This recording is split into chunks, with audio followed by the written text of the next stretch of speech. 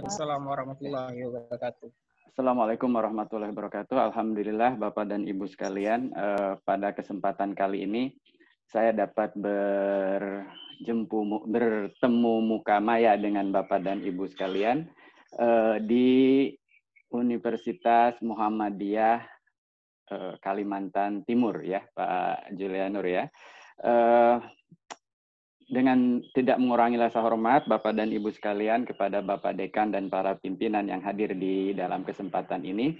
Wabil khusus untuk para peserta yang sudah mencapai hampir 200 orang gitu ya, baru 199 kurang satu begitu. Satu orang lagi, dan kita akan sharing bagaimana kita melaksanakan pembelajaran daring di pada masa kita kena musibah semuanya, musibah internasional. Itu adalah masa kita menghadapi masa-masa sulit, yaitu berjuang untuk berdamai dengan COVID-19, Bapak dan Ibu sekalian. Dan Alhamdulillah, ini adalah hari pertama saya dapat berwebinaria dengan Bapak Ibu sekalian. Setelah dari tanggal 13 Agustus sampai dengan 12 September, saya harus berjuang untuk melawan corona di rumah sakit. Nah, Alhamdulillah tanggal 18 hasil swab negatif, dan sekarang masih isolasi mandiri di rumah selama 14 hari ke depan, dan masih sempatlah untuk bertemu dengan Bapak dan Ibu sekalian. Nah, terkait dengan hal ini, pesan saya Bapak dan Ibu sekalian, virus corona itu ada di depan mata, niscaya begitu ya, walaupun barang gaib, sehingga Bapak dan Ibu penyebarannya itu lebih banyak oleh OTG, orang tanpa gejala. Nah, artinya setiap orang di sekitar kita itu adalah suspek, termasuk kita sendiri. Nah, oleh karena itu Bapak Ibu sekalian, saya ingin sampaikan jangan lupa untuk senantiasa pakai masker, cuci tangan sebelum ngupil begitu. Biasakan itu cuci tangan sebelum ngupil, karena area penularan virus itu lebih banyak pada mulut, hidung, dan mata, artinya di area wajah. Nah, oleh karena itu kemudian jaga jarak, terutama Bapak dan Ibu sekalian, kalau berbicara berhadap-hadapan itu upayakan pakai masker dan jaraknya minimal 1,5 meter atau 2 meter begitu, supaya droplet kita nggak nyampe kepada Bapak dan Ibu sekalian, dan tetap bugar ya, sehat begitu. Nah, silahkan Bapak Ibu keluar rumah bertebaran di muka bumi menebarkan keberkahan, tapi protokol COVID itu memang harus betul-betul dijaga gitu ya, karena banyak sekali penularan itu karena main sepeda bareng aman, tapi setelah istirahat, ngobrol-ngobrol, makan bareng, disitulah lupa buka masker, jaraknya terlalu dekat. Nah, itu yang sering terjadi adalah kayak gitu ya, Bapak dan Ibu sekalian. Baik, Bapak dan Ibu sekalian, terkait dengan materi kali ini, saya ingin menyampaikan Bapak dan Ibu sekalian terkait dengan bagaimana kita melaksanakan pembelajaran, Bapak dan Ibu sekalian. Judulnya adalah, saya beri judul seperti ini, walaupun dimintanya adalah media pembelajaran, tapi saya lebih pada mengaitkan antara media pembelajaran dengan strategi yang akan Bapak Ibu laksanakan, dan ini berdasarkan pengalaman saya. Nah, mudah-mudahan ini cocok. Saya pikir tadinya UMKT ini untuk pesertanya adalah dosen gitu, sehingga saya bisa sharing dari sisi saya sebagai dosen bagaimana belajar di COVID-19. Tapi karena pesertanya ini banyak Bapak Ibu sekalian dan sangat heterogen, sehingga materinya saya ubah sedikit Bapak dan Ibu sekalian gitu ya, dengan judul pembelajaran daring yang memerdekakan. Nah, ini karena kita kaitannya dengan merdeka belajar gitu ya Bapak dan Ibu sekalian. Mudah-mudahan ini bisa bermanfaat untuk kita semua, dan saya ingin sampaikan dengan segala kerendahan hati Bapak dan Ibu sekalian bahwa nanti gitu ya, yang akan melakukan adalah Bapak dan Ibu sekalian. Yang saya sampaikan ini hanya sekedar inspirasi untuk Bapak dan Ibu sekalian. Nah, pertama Bapak dan Ibu sekalian, saya ingin mengajak Bapak Ibu bahwa tatap muka yang sering kita lakukan itu bukan satu-satunya ruang ya yang memungkinkan kita dapat membelajarkan siswa kita gitu ya di sekolah gitu ya, tapi ada ruang belajar lain. Oleh karena itu, saya ingin perkenalkan kepada Bapak Ibu 4 ruang belajar zaman now. Jadi zaman now itu ruang belajar itu tidak hanya di tatap muka ya. Nah, ini yang saya sampaikan kepada Bapak dan Ibu sekalian. Nah, seperti ini. Nah, seperti apakah ruang belajar zaman now itu? Nah, ini ada teorinya Bapak dan Ibu sekalian, namanya ini teori pendekatannya adalah perspektif synchronicity kalau bahasa Inggrisnya ya. Synchronicity itu artinya peristiwa itu dilihat dari ikatannya terhadap waktu dan ruang gitu. Ikatannya terhadap waktu dan ruang. Nah, dalam hal ini Bapak Ibu sekalian, synchronicity itu dibagi dua. Ada sinkronius, berarti terikat oleh waktu, dan asinkronus, tidak terikat oleh waktu. Nah, yang synchronous learning activity, Bapak Ibu, ini saya bagi dua. Yang pertama adalah live synchronous learning, nah, artinya antara yang belajar dengan yang membelajarkan terjadi pada ruang dan waktu yang sama. Nah, ini yang disebut dengan tatap muka. Nah, ya. Kemudian Bapak dan Ibu sekalian, artikelnya ini udah ada saya share di komen ya, Bapak Ibu silahkan download. Kemudian ruang belajar yang kedua Bapak Ibu adalah proses pembelajaran di mana antara yang belajar dengan yang membelajarkan terjadi pada waktu yang bersamaan tapi ruang yang berbeda satu sama lain. Alhamdulillah tadi ada yang dari Samarinda, bahkan ada yang dari dari Aceh gitu dan lain sebagainya. Kita bisa bertemu dalam tatap maya sekarang ini, waktunya bersamaan, relatif bersamaan ya, karena kalau di Kaltim Wita ya, kalau di kami Jawa Sumatera itu adalah waktu Indonesia bagian barat. Nah, Bapak dan Ibu sekalian, tapi pada waktu bersamaan kita bisa melakukan sesuatu sekarang ini, gitu ya. Kemudian Bapak Ibu bisa berada di tempatnya masing-masing. Nah, ini ruang belajar yang kedua. Nah, Bapak dan Ibu sekalian, saya ingin menyampaikan dalam dua konteks ini. Dalam dunia pendidikan tinggi, Bapak Ibu sekalian, yang kami rasakan, gitu ya, karena saya tidak ngajar di pendidikan menengah atau di pendidikan SMP, begitu, jenjang SMP atau SMA atau SD, dalam dunia pendidikan tinggi, gitu ya, Bapak Ibu sekalian, yang namanya pembelajaran jarak jauh seolah-olah untuk mengganti tatap muka adalah tatap maya. Itu pertama. Kedua, sehingga seolah-olah menafikan bahwa ada ruang belajar 3 dan ruang belajar 4. Nah, oleh karena itu yang saya sampaikan kepada Bapak Ibu sekalian, apa yang dimaksud dengan ruang belajar 3? Ruang belajar 3 itu adalah, saya beri nama dengan self-directed asynchronous learning, itu adalah belajar kapan saja dan di mana saja dengan menggunakan aneka sumber belajar apa saja, gitu ya. Bisa teks, bisa video, bisa audio, bisa visual dan lain sebagainya. Tapi dia sendirian. Nah, tidak melibatkan orang lain, ya sesuai dengan kecepatan belajarnya sendiri, sesuai dengan kondisinya sendiri dan lain sebagainya. Kapan saya mau pelajari, di mana saya mempelajarinya, sambil bagaimana saya mempelajarinya dan lain sebagainya, gitu ya. Sebagai contoh, Bapak Ibu sekalian. Moderator Pak Julian, maaf Pak siapa? Julianur. Julianur. Misalnya Julianur. Pak Julianur misal ya. Pak Julianur ingin tahu misalnya bagaimana membuat aquascape. Nah, yang sekarang lagi tenar itu adalah how to breed betta fish misalnya gitu ya. Nah, kan ada yang suka cupang sekarang itu kan, misal gitu ya. Nah, itu kan Pak Januar Pak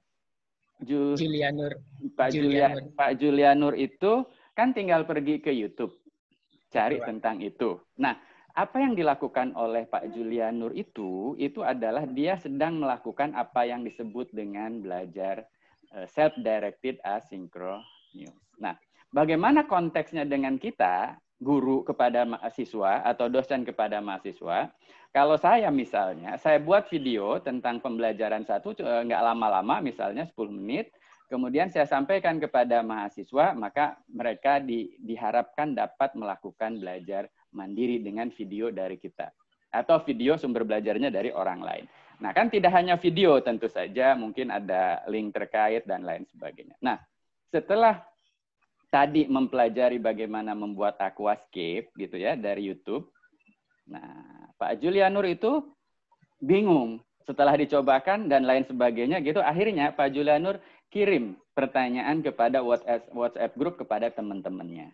Nah, kemudian salinglah jawab-menjawab di situ. Nah, ketika itu berarti Pak Julianur masuk ke ruang belajar yang keempat yang disebut dengan kolaboratif asynchronous learning. Nah, kalau saya tanya kepada Bapak dan Ibu sekalian, maka pengetahuan dan keterampilan yang kita peroleh, and even sikap, gitu ya, pengetahuan, keterampilan, dan bahkan sikap yang kita peroleh selama ini itu lebih banyak terjadi pada melalui ruang belajar 3 dan 4. Jujur saya tanya kepada Bapak Ibu, pasti jawabnya yes. Semuanya pasti jawab yes. Cuman konteksnya bukan konteks pendidikan formal. Iya kan? Tapi konteks informal. Nah, ini ingin saya sampaikan bahwa ada peluang kita melakukan ruang belajar 2, 3, dan 4. Bukan 2 saja loh Bapak Ibu sekalian ya. Karena pembelajaran jarak jauh itu bukan zoom-zooman saja. Karena zoom-zooman mahal dan lebih juga banyak dilakukan secara teacher center gitu ya. Seperti sekarang ini yang saya lakukan kan teacher center. Oke. Nah, Bapak dan Ibu sekalian, pada masa pandemi COVID-19 ini untuk Indonesia sejak bulan Maret ya, sejak bulan Maret 2020, ruang belajar 1 ditutup untuk sementara sampai batas waktu yang belum ditentukan gitu ya. Sehingga Bapak Ibu sekalian, peluang kita adalah mengoptimalkan ruang belajar 2, 3, dan 4. Bagaimana kita optimalkan ruang belajar 2, 3, dan 4 ini, Bapak dan Ibu sekalian, gitu ya. Nah, ini peluangnya ini luar biasa, Bapak dan Ibu sekalian ya. Yang namanya ruang belajar 2 itu berarti belajar sendiri ya, tapi terstruktur, nah ya oleh Bapak dan Ibu sekalian. Kemudian yang berikutnya adalah ruang belajar 3 gitu ya. Ruang belajar 2 itu tatap maya ya. Ruang belajar 3 belajar sendiri, dan ruang belajar 4 itu artinya belajar secara kolaboratif bersama yang lain. Nah, Bapak dan Ibu, untuk yang ruang belajar 3 dan 4, ini bisa daring. Bagi sebagian kecil wilayah di Indonesia bisa dilakukan secara daring. Nah, bagi sebagian besar wilayah Indonesia, mungkin sekitar 60-17% yang tidak memiliki akses internet, maka kita bisa laksanakan secara luring. Memang agak berat dibandingkan dengan daring, gitu ya kira-kira untuk luring. Karena kaitannya dengan harus ketemu, gitu. Nah, ketemunya ini bagaimana? Nanti kita coba exercise. Nah, tugas kita sekarang ini adalah ketika bicara daring, Bapak Ibu sekalian, ketika bicara daring ya Bapak Ibu, ketika bicara daring, peluang dan tantangan kita adalah bagaimana kita optimalkan ruang belajar 2, 3, dan 4. Nah, ketika kita kombinasikan kapan ruang belajar 2, kapan ketika ruang belajar 3, kapan ruang belajar 4, maka kita sudah menerapkan apa yang disebut dengan blended learning sesungguhnya, gitu ya. Nah, saya ingin Bapak Ibu coba perhatikan contoh kasus berikut. Nah, contoh kasus berikut ya. Ada 3 contoh kasus Bapak dan Ibu sekalian ya. Kasus pertama, Pak Julianur ingin mengajarkan siswa-siswinya tentang the origin of universe. Ya kan? Jadi asal usul misalnya ya, asal mula alam semesta. Nah, kita tahu alam semesta itu asal mula teorinya ada 4. Ya. Big Bang, bintang kembar, gitu ya. Kemudian apa lagi tuh, saya lupa. Nebula, gitu. Dan satu lagi, lupa juga. Nah, ketika ingin membelajarkan itu, Pak Julianur mencari informasi di internet. Nah, kan misal contoh ya Bapak Ibu sekalian. Kemudian dapatlah beberapa informasi. Kemudian karena Pak Julianur sebagai guru ini lagi gandrung-gandrungnya membuat slide presentasi yang bagus dan membuat animasi, Pak Julianur membuat slide presentasi terkait dengan the origin of the universe gitu ya, atau asal mula alam semesta, lahirnya alam semesta. Nah, kemudian Pak Julianur membuat satu slide presentasi, jadilah sebanyak 30 slide presentasi. Bagus, ada videonya dan lain sebagainya ya. Kemudian Pak Julianur membuka jadwal untuk tatap maya seperti sekarang ini dengan anak-anak, kemudian lakukanlah video conference ya dengan Zoom katakanlah, Zoom Cloud Meeting. Nah, kemudian pada saat Zoom Cloud Meeting, Pak Julianur menjelaskan tentang bagaimana penciptaan alam semesta itu selama hampir 1 jam, kemudian tanya dan jawab dengan siswanya, kemudian Pak Julianur memberikan tugas atau PR. Itu kasus yang pertama. Kasus yang kedua, nah, bukan Pak Julianur namanya, tapi Ibu Julia, Nur Julia, gitu kira-kira ya. Nah, Ibu Nur Julia ini, gitu ya, ini kebaliknya. Ibu Nur Julia ini mencari informasi di internet tentang penciptaan alam semesta. Ketemulah 4 video tentang penciptaan alam semesta. Ketemu teori yang pertama, Big Bang, ketemu teori Twin Star, ketemu tentang nebula, kedua tentang keadaan tidak tetap, misalnya ada 4. Nah, dari 4 video tersebut, nah kemudian Ibu Julia itu mencari informasi tambahan yang ada di buku. Nah, di buku ada, silahkan, kemudian diminta kepada siswanya. Nah, kemudian Ibu Julia tidak memilih video conference. Nah, Ibu Julia tidak memilih video conference, tapi Ibu Julia meminta kepada siswa-siswanya melalui WhatsApp group, misalnya tidak menggunakan video conference, melalui sosial media, melalui WhatsApp group, anak-anak ibu menemukan 4 video tentang penciptaan alam semesta. Nah, oke. Dan ibu sudah buatkan 1 LKS untuk teman-teman dan juga buku yang ada di rumah pada bab berapa, bagian berapa. Nah, gitu ya. Kemudian Ibu Julia meminta anak-anak itu silahkan dari 4 itu siapa yang memilih salah satu untuk memberikan penjelasan tentang penciptaan alam semesta. Oke, berarti anak-anak diberikan kebebasan untuk melakukan itu. Nah, kemudian anak-anak silahkan buat penjelasan tentang teori penciptaan alam semesta itu dengan caranya masing-masing. Nah, ada yang bisa dengan video, buat dalam video. Ada yang bisa gambar, buat dalam gambar. Ada yang bisa ini, silahkan. Nanti pertemuan berikutnya kita akan diskusikan dalam WhatsApp group ya, gitu kira-kira. Nah, tapi selama hari ini sampai pertemuan berikutnya, anak-anak diharuskan berkonsultasi dengan ibu lewat WhatsApp group ini. Nah, diberikan ini oleh Ibu Julia, yang konsultasinya lebih dari 3 kali nanti dapat bonus. Nah, kira-kira begitu ya. Nah, seperti itu. Nah, itu yang pertama. Ya, itu dilakukan oleh Ibu Julia. Kasus yang kedua. Kasus yang ketiga namanya Ibu Nur. Nah, kalau tadi Julia Nur, ini Ibu Julia, sekarang Ibu Nur. Masalahnya sama, teori penciptaan alam semesta sama seperti Ibu Julia. Anak-anak diminta milih salah satu, nah kemudian anak-anak lewat WhatsApp group ya, kemudian anak-anak diminta untuk menyajikannya dengan caranya masing-masing, bisa nyanyi dengan lagu, silahkan, begitu sama seperti Julia. Kemudian pada pertemuan berikutnya, Ibu Julia mengadakan video conference dengan anak-anak tersebut. Nah, masing-masing anak-anak tersebut diminta untuk mendemonstrasikan hasilnya itu lewat video conference, kemudian siswa yang lain diminta untuk memberikan refleksi dan review terhadap apa yang dilakukan temannya. Nah, kemudian terakhir diakhiri oleh Ibu Nur, ya, siswa tersebut diberikan kesimpulan oleh Ibu Nur dan diberikan arahan lebih lanjut bagaimana untuk meneruskan pelajaran berikutnya. Nah, pertanyaan kita adalah Bapak Ibu sekalian, kalau mau jujur Bapak Ibu, sebagai pendidik atau sebagai guru, Bapak dan Ibu sekalian, di manakah posisi Bapak dan Ibu sekalian? Nah, apakah di kasus nomor 1, kasus nomor 2, atau kasus nomor 3? Saya beri waktu sekitar 3 atau 5 detik.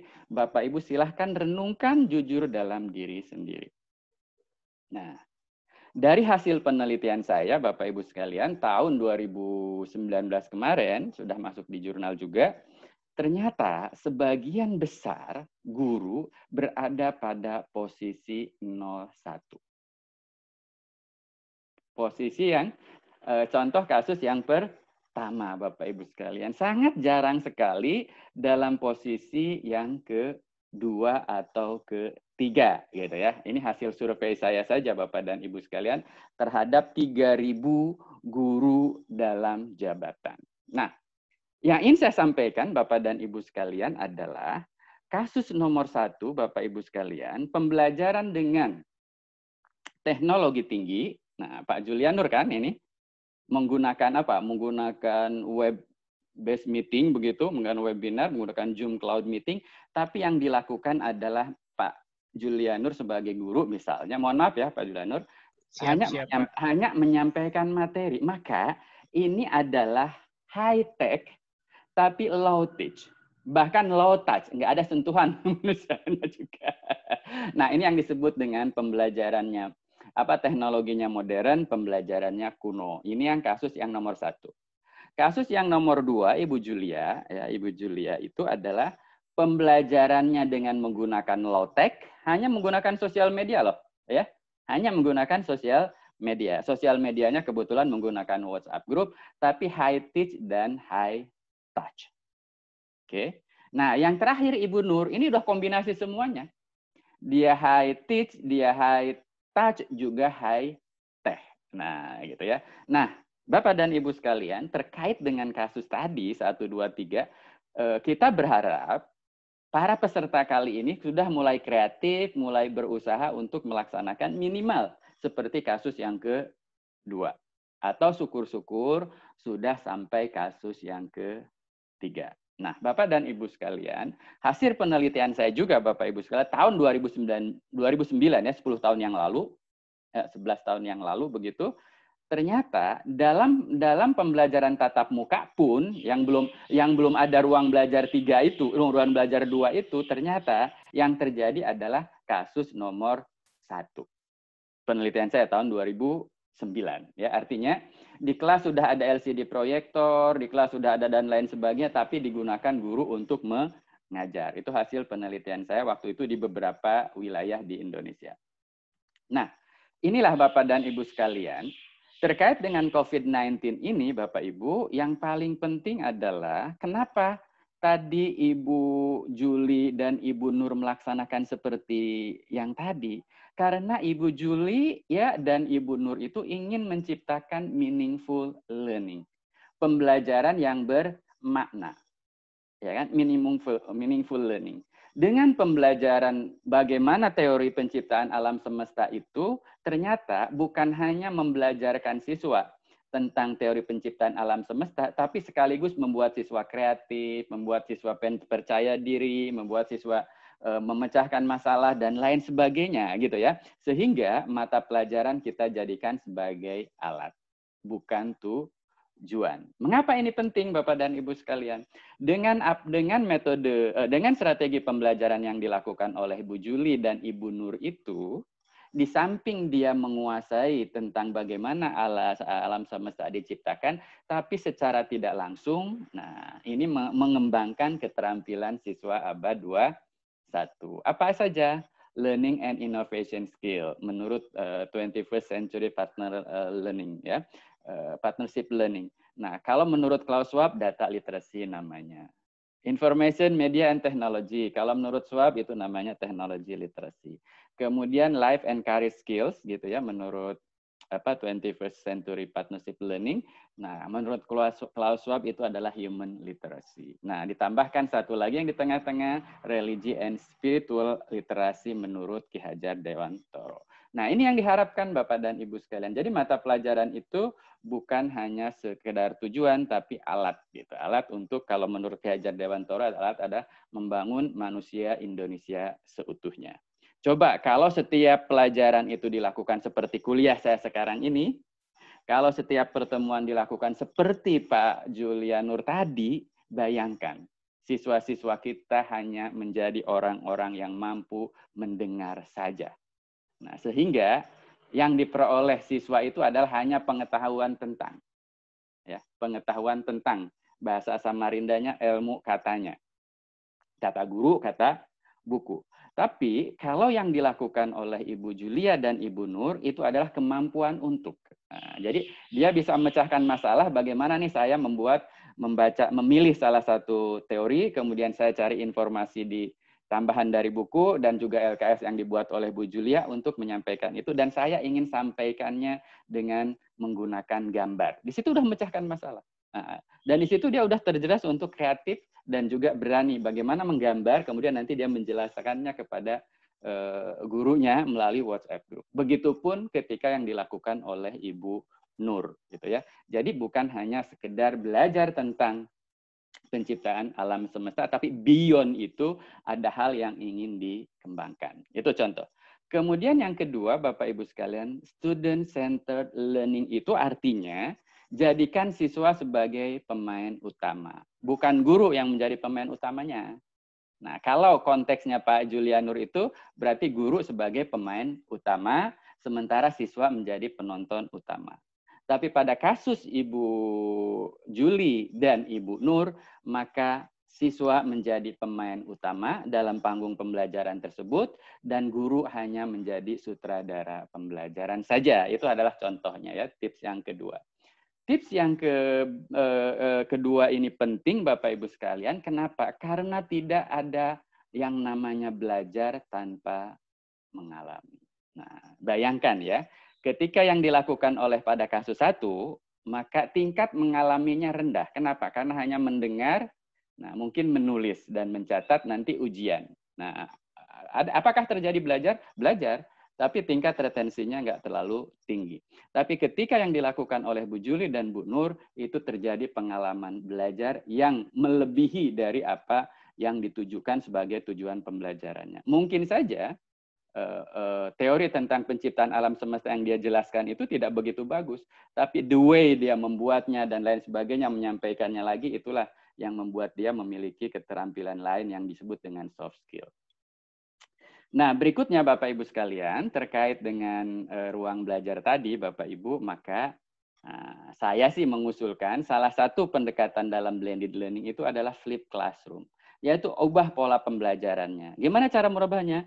Pelajari dan dalami dulu di ruang belajar 3 dan 4, praktek tunjukkan di ruang belajar 2. Nah, sebagai contoh Bapak dan Ibu sekalian, yang dilakukan oleh Ibu Julia itu adalah materi disampaikan dulu, iya kan? Dan Ibu Nur sebelum masuk ke situ, kemudian diberikan assignment, kemudian diberikan diberi kesempatan untuk melakukan konsultasi dengan gurunya. Berarti ketika materi itu disampaikan oleh Bu Julia dan Ibu Nur, berarti telah memfasilitasi ruang belajar 3. Oke. Nah, fasilitasi ruang belajar 3-nya kebetulan Ibu Julia itu menggunakan WhatsApp group, kemudian ruang belajar 4-nya juga dengan WhatsApp group.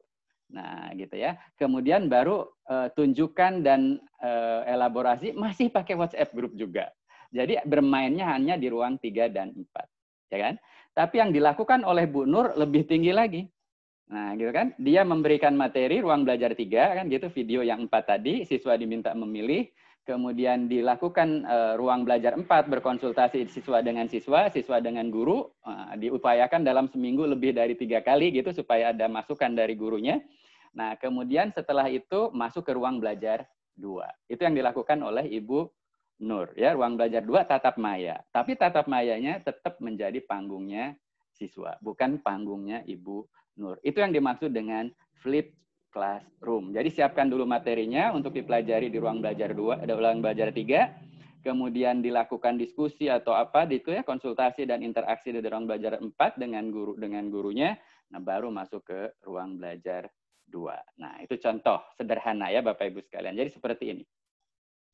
Jadi yang dilakukan oleh Ibu Nur itu adalah ruang belajar 3 dan 4. Nah, masuk ke ruang belajar 2. Yang dilakukan oleh Ibu Juli, ruang belajar 3 saja. Semuanya terjadi dalam ruang belajar 3. Tapi yang dilakukan oleh Pak Julianur, itu hanya di ruang belajar 2, itu pun teacher center. Itu contoh aja ya Bapak Ibu. Mudah-mudahan Pak Julianur nggak tersinggung. Ini hanya sebagai contoh aja. Ya, kalau Gus Baha itu jadi jadi ruhinnya gitu ya. Ruhinnya itu Pak Julianur. Bukan Mustafa gitu kira-kira gitu. Nah, jadi Bapak dan Ibu sekalian. Nah, ini saya ingin contohkan yang memerdekakan itu yang mana?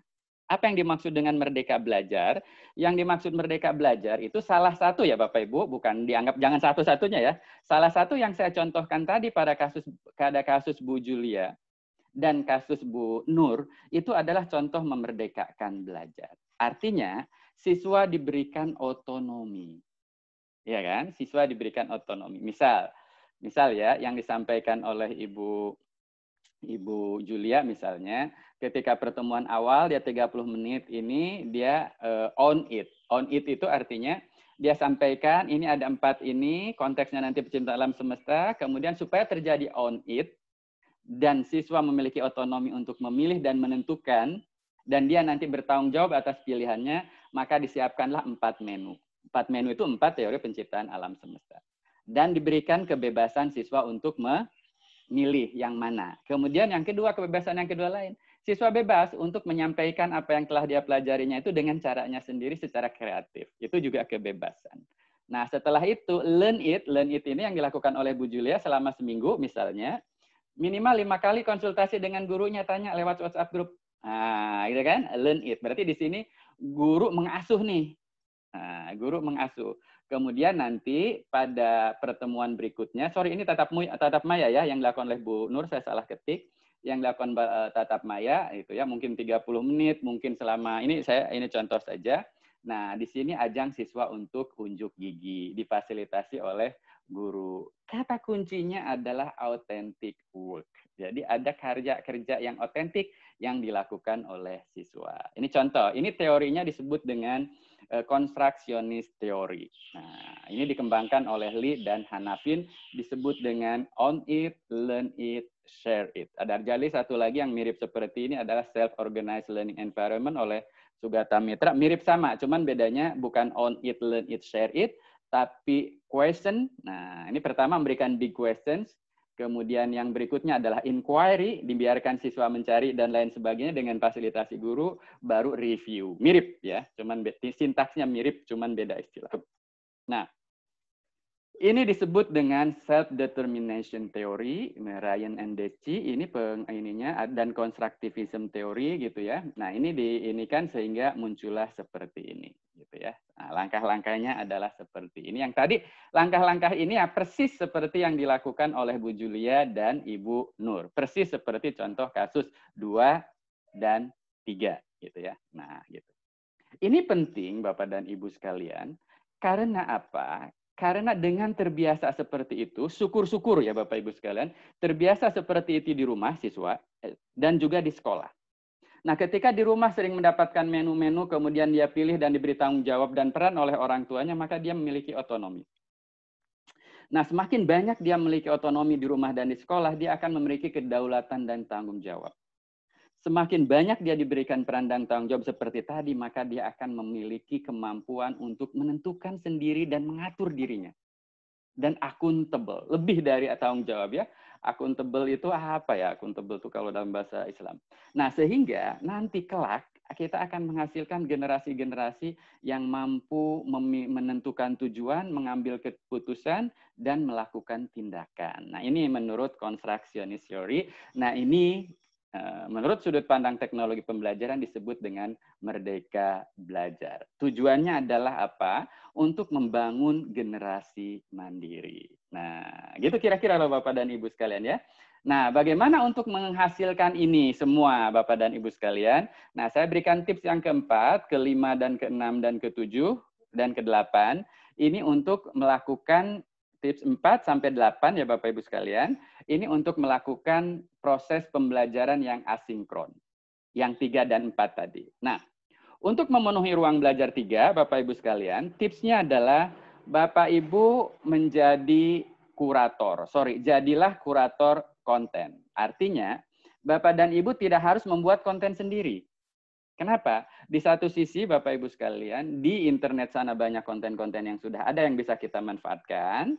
Di sisi lain, kita tidak memiliki waktu yang cukup, mungkin skill yang cukup, gitu ya, dan fulus yang cukup untuk mengembangkan konten. Sehingga kita bisa memanfaatkan konten yang ada. Maka jadilah kurator. Pergi ke Google, ya, seperti tadi yang dilakukan oleh Bu Julia dan Bu Nur, pergi ke Google misalnya, Pak Julianur pergi ke Google, cari teori 4 penciptaan alam semesta, gitu ya. Dari 4 teori ketemulah 10 video. Nah, dari 10 video berarti Pak Julianur itu harus memilih. Baca dulu, lihat dulu, pilih, pilah, baru tentukan. Nah, itu yang disebut dengan kurator konten. Nah, caranya gimana? Nah, kita tinggal pergi ke Mbah Google. Kira-kira begitu ya, dengan menggunakan keyword tertentu. Nah, itu yang pertama, Bapak dan Ibu sekalian. Kemudian yang kedua, bagaimana menyiapkan ruang belajar 3? Nah, maka saya nyebutnya adalah DIY content creator. Artinya Bapak Ibu dapat membuat konten buatan sendiri. Misalnya, Bapak Ibu bisa bikin LKS. LKS itu ada materi sebelumnya, di bawahnya ada lembar kerja. Cukup dengan Microsoft Word. Nah, dalam LKS itu, karena Bapak Ibu sudah mencari yang mulung-mulung tadi sudah dapat URL-nya, maka Bapak Ibu kalau di Microsoft Word itu klik kanan misalnya, blok dulu ininya, klik kanan, terus tulis klik link, nah gitu ya.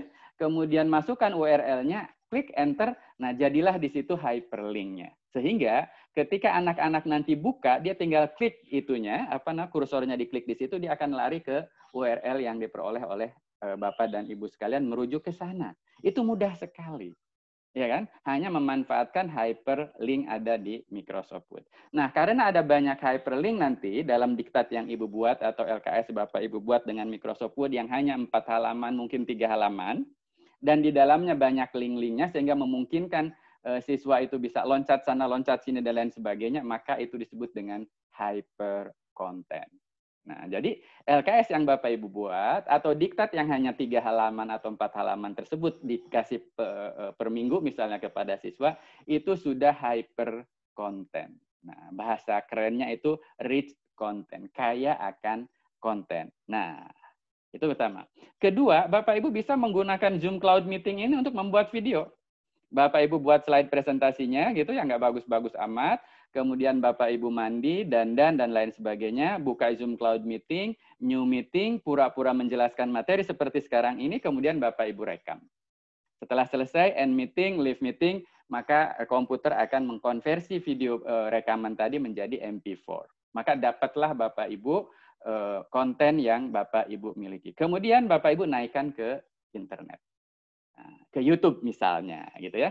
Masukkan ke YouTube, Bapak Ibu punya kanal sendiri. Kalau subscribernya banyak, nah Bapak Ibu bisa mengalahkan Atta Halilintar. Nah, itu kira-kira contoh ya Bapak Ibu sekalian. Nah, itu nanti bisa di-share, bisa dibagi untuk guru-guru yang lain. Nah, untuk tips yang kelima ini Bapak Ibu sekalian, ini adalah ladang amal jariah.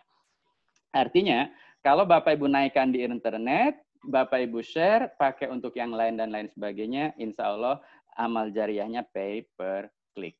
Nah, gitu ya. Nah, ini Bapak dan Ibu sekalian bisa Bapak Ibu lakukan. Ini contoh yang di atas Bapak Ibu adalah slide presentasi yang saya taruh di slide share, buatan sendiri itu ada 780 sekian. Nah, silahkan dipakai oleh siapapun.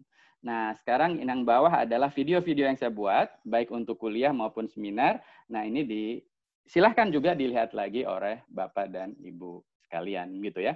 Nah, ini ada sekitar 100-an mungkin ya, udah belum nyampe kali kalau video gitu. Nah, ini Bapak dan Ibu sekalian.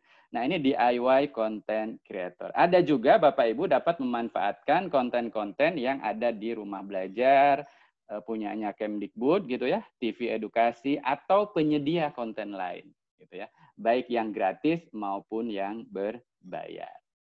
Nah, gitu ya. Syukur-syukur sekolah Bapak Ibu kalau misalnya swasta gitu atau bukan negeri ya, karena negeri agak susah biasanya, itu memiliki pusat sumber belajar sendiri, Learning Resources Center, yang di dalamnya terdiri dari orang-orang kreatif yang dapat membuat animasi, membuat slide presentasi, dan lain sebagainya untuk membantu guru mengembangkan konten gitu, supaya guru tidak membuat sendiri semuanya. Gitu kira-kira seperti itu.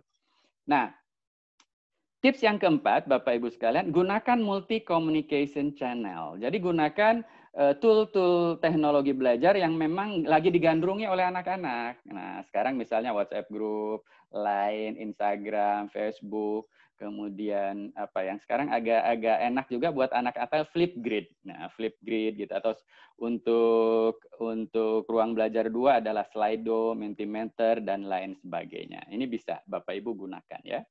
Nah, kemudian Bapak Ibu sekalian, dalam Bapak Ibu melaksanakan ruang belajar 4, nah, memfasilitasi pembelajaran apakah diskusi, apakah memfasilitasi tugas gitu ya, bolak-balik kan dengan mahasiswa itu, maka orang awam itu mengatakan, Bapak Ibu, ini kunci keberhasilan ya. Orang awam mengatakan bahwa dalam pembelajaran daring, asinkron gitu, maka tidak ada kehadiran. Itu salah. Secara fisik tidak ada kehadiran, itu betul. Tapi secara non-fisik ada kehadiran. Oleh karena itu Bapak Ibu sekalian, ketika Ibu Julia tadi menyampaikan kata-kata kepada anak-anak itu melalui WhatsApp group. Anak-anakku sekalian yang baik, berarti itu Bu Julia secara sosial hadir. Ya. Kemudian Ibu telah menemukan 4 video yang bagus, 1 LKS untuk kalian, berarti kognitifnya Ibu Julia hadir. Di mana kognitif Bu Julia? Dalam LKS itu, karena LKS buatan dia. Dan tidak hanya kognitif Bu Julia yang hadir, pembuat video yang dipilih dan dipilah oleh Bu Julia juga hadir. Nah, kemudian ada perintah yang dilakukan Bu Julia, kita akan begini, begitu, dan lain sebagainya, maka teaching presence Bu Julia hadir. Ini dari sisi guru. Nah, dari sisi siswa, Bapak dan Ibu sekalian, ketika mereka mengirimkan ini ke Ibu Julia atau ke Ibu Nur lewat WhatsApp group, maka jangan lama-lama, harus segera dijawab. Nah, ini yang dimaksud dengan memfasilitasi pembelajaran asinkron 24/7. Jadi, mindset kita harus diubah dalam pembelajaran jarak jauh ini. Yang namanya ngajar itu bahasa Indonesia bukan hanya hari Selasa jam 8 sampai jam 10 saja, seperti dalam tatap muka. Nah, tatap mayanya mungkin dari jam 8 sampai jam 10 atau di split-split lah ya. Tapi nah, ruang belajar 2, 3 dan 4-nya itu adalah dimulai dari hari Selasa sampai hari Selasa berikutnya. Gitu. Nah, di sini Bapak Ibu sekalian, kalau yang saya lakukan di sini ketika saya mengatakan ini Bapak Ibu sekalian ya, Bu Nesa cukup kritis dan sebagainya, berarti saya sudah menghargai kehadiran sosialnya Ibu Nesa. Ketika saya ngutip juga apa yang disampaikan oleh mahasiswa saya ini, maka kognitifnya dia sudah saya hargai. Nah, kemudian saya berikan arahan berikutnya gitu. Nah, arahan berikutnya ini disebut dengan teaching presence. Nah, begitu juga di sini ya Bapak Ibu, dan begitu juga di sini. Nah, ini yang kita lakukan Bapak Ibu sekalian. Jadi sehari itu luangkanlah waktu selama setengah jam, ya kapan saja, rata-rata setengah jam gitu ya, gitu untuk bisa dilakukan oleh mahasiswa. Dan sekarang alhamdulillah teknologi informasi sekarang ini sudah ada pop-up gitu ya, memberitahu ke HP kita kalau ada informasi masuk. Nah ini.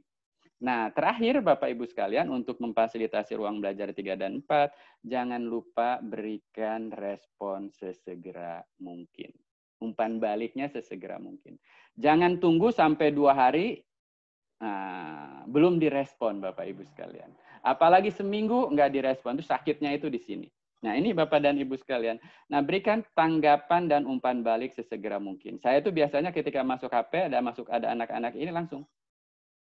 Kemudian langsung dan diinikan dan lain sebagainya. Ya tidak menunggu lebih dari 24 jam. Kalau saya sih tidak menunggu lebih dari 2 jam gitu ya. Nah, ini yang harus kita lakukan Bapak dan Ibu sekalian. Nah, para dosen ini beratnya di sini rata-rata karena dia masih terbiasa bahwa yang saya itu ngajar ya jam 8 sampai jam 10. Setelah itu ya sudah, selesai pekerjaan saya. Diselesaikan semuanya hanya dengan ruang belajar 2. Nah, itu pandangan yang menurut saya keliru tentang PJJ. Karena PJJ salah satunya memang Vicon. Tapi salah 2-nya adalah ruang belajar 3, salah 3-nya adalah ruang belajar 4. Nah, untuk ruang belajar 4 ini Bapak Ibu sekalian, rumusnya ada 4. Angkat dengan cara apa? Hargai social presence-nya. Angkat siswa ya. Angkat lagi siswa dengan memberikan cognitive presence. Angkat lagi siswa dengan memberikan arahan atau scaffolding. Jangan angkat, banting, tapi angkat, angkat. Nah, dengan cara apa? Immediate feedback. Responnya sesegera mungkin. Nah, terakhir Bapak dan Ibu sekalian, walaupun itu melakukannya dalam tatap maya atau tatap muka, lakukanlah student center active learning. Tunjukkan buktikan, dan elaborasi dalam tatap maya. Jadikan tatap maya dan atau tatap muka nanti ya kalau dalam setelah COVID-19 begitu sebagai panggung siswa. Siswa menjadi pemain utama, kita menjadi sutradaranya. Ya Bapak dan Ibu sekalian, saya kira ini yang dapat saya sampaikan Bapak Ibu sekalian. Saya tutup dengan pepatah bahasa Sunda. Dalam hal ini, Bapak Ibu sekalian, it is not merely about technology, but it is about creating learning experiences with technology. Oke, terima kasih Bapak dan Ibu sekalian.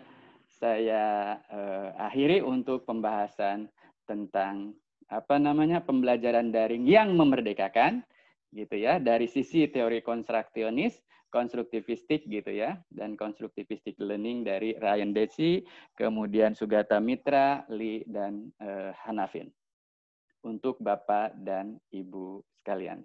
Terima kasih, saya kembalikan kepada moderator.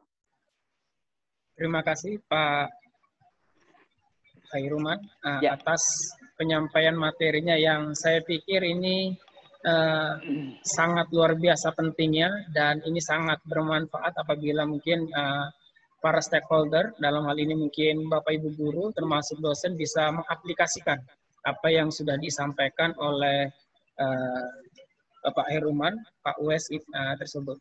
Namun ada 4 hal yang bisa saya ambil kesimpulan sebelum nanti memasuki sesi tanya jawab. Jadi ada 4 ruang belajar yang zaman now dikatakan oleh Pak Uwais tersebut. Yang pertama itu adalah tatap muka, yang kedua itu tatap maya, yang ketiga itu adalah mandiri, dan yang keempat itu adalah kolaboratif. Namun kalau pandangan saya mungkin tatap muka ini zaman old Pak. Karena dari zaman dulu kita sudah tatap muka, dan zaman now-nya itu sebenarnya sudah tatap maya, ya mandiri dan kolaboratif. Jadi 4 hal ini memang yang perlu dipahami oleh berbagai stakeholder. Di sini juga saya tertarik apa yang disampaikan oleh Pak Uwais terkait supaya para guru itu tidak salah dalam menyampaikan metode pembelajaran. Jadi ya jangan hanya untuk berharap tatap muka jangan hanya berharap sama tatap maya saja seperti yang kita lakukan seperti ini, tapi memang harus diawali dengan mungkin kegiatan mandiri oleh peserta didik, kemudian dikolaboratifkan hingga akhirnya baru dibuat kegiatan berupa tatap maya untuk ibaratnya feedback-nya apa yang telah dikerjakan oleh siswa-siswanya. Mungkin itu sangat luar biasa. Kalau dari UMKT sendiri, Pak, mungkin perlu kami sampaikan. Alhamdulillah kita sudah mulai menerapkan yang terbaiknya menurut Pak Uwais tadi. Namun memang ada beberapa guru atau mungkin saya tidak menyebutkan semua, tapi mungkin ada beberapa stakeholder juga mungkin yang masih berharap sama proses pembelajaran tatap maya saja. Karena memang di sini kita harus melek teknologi. Dari semua guru ataupun para pengajar. Mungkin seperti itu. Selanjutnya mungkin kita akan memasuki sesi tanya jawab. Mungkin bagi para peserta yang ingin bertanya langsung, yang ingin bertanya silakan melalui room chat, atau mungkin Pak Uwais mungkin siap dalam pertanyaan langsung mungkin apabila ada peserta yang ingin bertanya langsung secara langsung. Jadi mungkin bagi para peserta yang ingin bertanya melalui room chat, dipersilahkan dengan menuliskan formatnya, nama, kemudian instansi dan pertanyaannya. Mungkin bisa langsung disampaikan, atau mungkin langsung ingin bertanya sambil menunggu yang mengetik, mungkin ada yang ingin bertanya langsung. Mungkin dari host bisa atau mungkin angkat tangan dulu mungkin ya, raise hand dulu mungkin. Kalau memang hostnya sudah membuka untuk open mic, bisa ditanyakan secara langsung.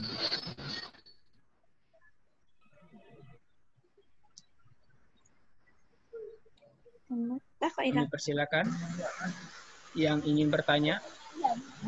Sebenarnya ini materi yang sangat luar biasa dan ini mungkin dari Bapak Ibu sekalian mungkin ada pertanyaan-pertanyaan yang ingin disampaikan karena proses pembelajaran di jalan ini ternyata hanya seperti Pak Julian Nur tadi, tidak seperti Julia maupun Ibu Nur. Mungkin seperti Ibu Nur itu akan lebih baik. Pak Julia jangan ditiru. Silakan. Ya Pak. Silakan. Siapa yang ingin bertanya? Saya mau bertanya Pak. Iya. Silakan Pak Indrawan. Ya, Assalamualaikum warahmatullahi wabarakatuh. Waalaikumsalam warahmatullahi wabarakatuh. Waduh, bersama almarhum nih. Bentar Pak. Mohon maaf lagi sambil mengajar gitu. Ya, silakan. Begini Pak, yang mau saya pertanyakan, ini kan saya mengajar juga di sebuah sekolah negeri. Nah, berhubung dengan kegiatan-kegiatan yang mengharuskan kita tidak bisa bertatap muka, sehingga saya beberapa kali membuat media pembelajaran menggunakan beberapa aplikasi. Salah satunya ya media teknologi yang saat ini seperti video dan lain sebagainya. Mungkin minta saran Pak sebenarnya, saran untuk membuat sebuah media pembelajaran yang harus kita video itu durasi waktu, terus konten-konten bagaimana yang bisa menarik dan membuat media pembelajaran itu anak-anak cepat masuk Pak, cepat belajar. Jadi minta saran kiat-kiat untuk membuat sebuah media pembelajaran, entah itu menggunakan media cetak atau apa, tapi di sini yang saya pernah coba pakai video. Nah, bagaimana kiat-kiat yang terbaik lah, durasi waktu dan lain sebagainya, itu membuat anak-anak itu cepat mudah masuk dan juga tidak bosan Pak. Makasih, itu saja Pak. Jadi ada dua ya Bapak dan Ibu sekalian kiatnya ya. Pertama Bapak Ibu sekalian, orang-orang itu bilang dalam e-learning atau daring content is the king. Kan gitu ya, yang sering beredar ya. Nah, saya katakan content is the queen. Nah, oleh karena itu harus ada kingnya. Ya kan?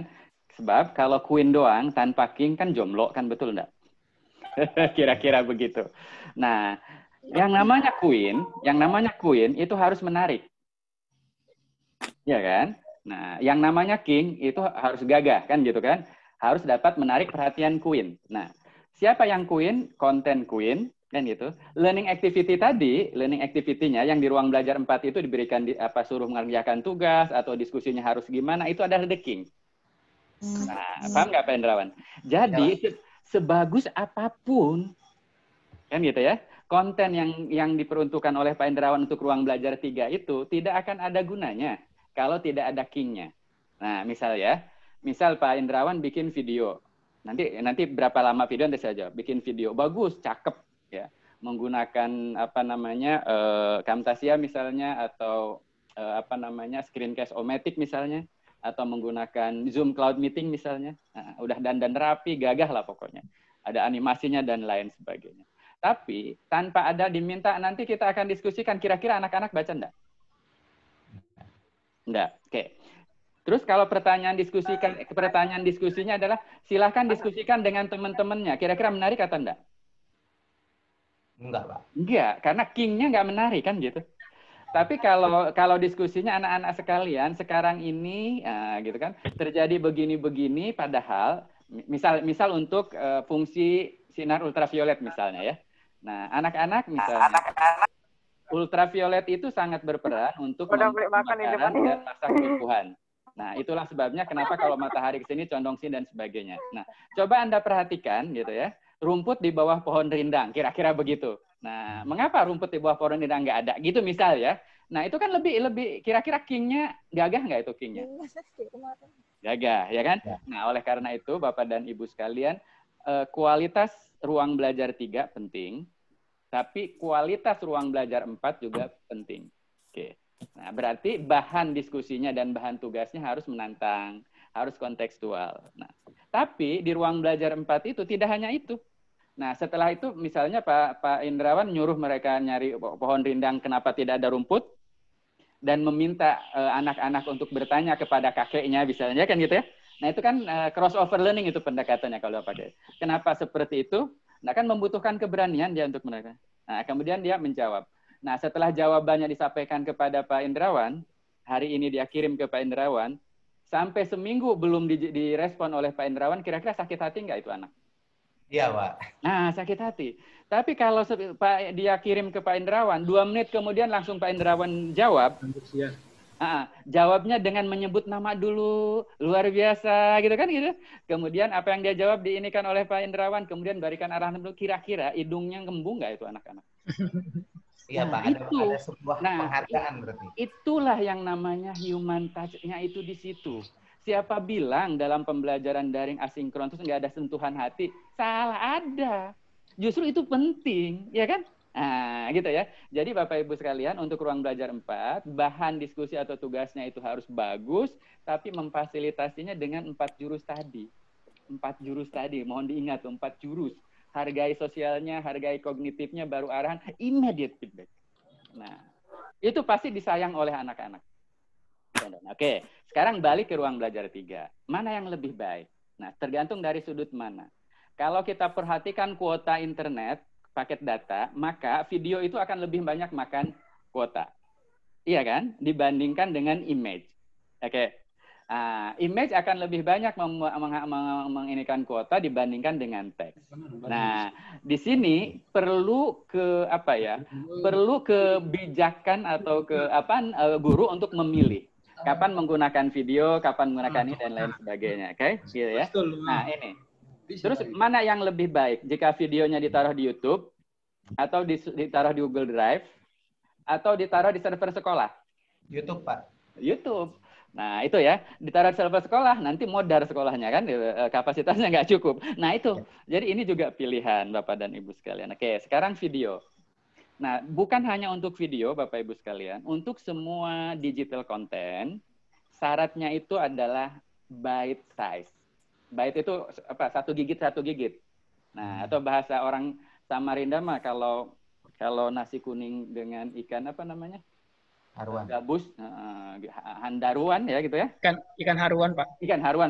Ikan haruan. Itu ya 1 suap. Jangan langsung 1 ikan handaruan dikasih. Iya kan? Misalnya, Pak Indrawan menjelaskan tentang hukum Newton 1. Hukum Newton 1 dulu tentang pengertiannya, terus penjelasan hukum Newton berapa menit. Kemudian contoh hukum Newton 1, permasalahan terkait hukum Newton 1. Jadi hukum Newton 1 saja bisa 3-4 video. Iya kan? Naik lagi ke hukum Newton 2. Hukum Newton 2 berarti kan ada kecepatannya kan gitu. Titik V0-nya berarti kan ada kan gitu. Nah, itu kira-kira begitu. Nah, gitu ya. Contohnya misalnya gini, Pak. Ngajar apa? Misalnya saya kan ngajar olahraga nih. Anggaplah bola besar. Untuk 1 video permainan bola besar, misalnya anggap saja sepak bola. Iya. Kan ada beberapa teknik dasar yang harus dilakukan. Itu berarti kalau misalnya ada 4 teknik, bisa kita buat sebanyak 4 video, Pak ya? 4 video, 1 teknik sendiri. Tapi kalau 1 teknik juga panjang, ada beberapa sub lagi gitu ya. Nah, 1 tekniknya itu ya bisa dibuat beberapa gitu. Nah, tapi kalau untuk olahraga mungkin Pak Indrawan harus bisa membuat bagaimana video itu bisa diperlambat. Ya. Atau bisa dipercepat. Ini kemampuan editing ya gitu ya kira-kira. Nah, tapi lama-kelamaan nanti kita bisa belajar. Banyak aplikasi yang bisa membuat itu dan lain sebagainya. Atau cari dari yang sudah ada. Nah, gitu ya. Digabungkan dengan yang punya Pak Indrawan ya. Nah, begitupun membuat LKS. Sedikit kasih tugasnya yang relevan. Nanti kasih lagi terus disodorin begitu. Karena yang paling penting adalah bukan ngejar dia mampu mengerjakan LKS itu, bukan. Tapi ada keterampilan lain ketika dia berikan itu dia membuat soft skill yang lebih bagus. Itu yang dimaksud dengan meaningful learning. Clear Pak Indrawan? Nah, 5 menit atau maksimum 10 menit lah gitu ya, maksimum ya. Nah, tapi itu tidak akan ada gunanya kalau king-nya nggak gagah. Oh iya. Iya, kingnya nggak maskulin gitu kan, sehingga dia menarik gitu kan, sama kayak gitulah. Itu hukum alam kan begitu ya. Positif negatif itu harus saling memiliki kelebihan dan kelemahan supaya dia bisa nyambung. Oke, Ya. jadi ini pengetahuan baru ya Pak Julianur, king dan queen. Nah, ruang belajar 3 itu queen, ruang belajar 4 itu kingnya. Ruang belajar 3 dan 4 tidak akan ada gunanya kalau queen dan kingnya tidak sakinah, mawaddah, warohmah. Nah, gitu ya. Siap. Gabung dengan ruang belajar 2. Kan gitu kira-kira. Ya, betul sekali, Pak. Oke, saya pikir jawaban dari Pak Wes sangat jelas sekali. Mungkin Pak Indra sudah sangat memahami apa yang dimaksud. Jadi, begitu yang telah disampaikan. Kemudian, ini ada pertanyaan yang melalui room chat. Mungkin saya bacakan, Pak. Nanti yang bertanya mungkin bisa langsung bertanya kembali kalau memang dirasa ada yang ingin ditambahkan melalui open mic-nya. Atas nama Muhammad Aulia Fedrian, ini dari Universitas Muhammadiyah Kalimantan Timur, izin bertanya, bagaimana menurut Bapak jikalau anak didik atau peserta didik kurang sinkron dengan pengajar dalam kegiatan pembelajaran? Mungkin yang dimaksud ini tidak paham apa yang disampaikan dari pengajar tersebut. Mungkin seperti itu, Pak. Artinya strategi guru mungkin ini. Bagaimana menurut Bapak jikalau peserta didik tidak sinkron dengan pengajar dalam kegiatan pembelajaran? Oke, baik. Ini pertanyaannya adalah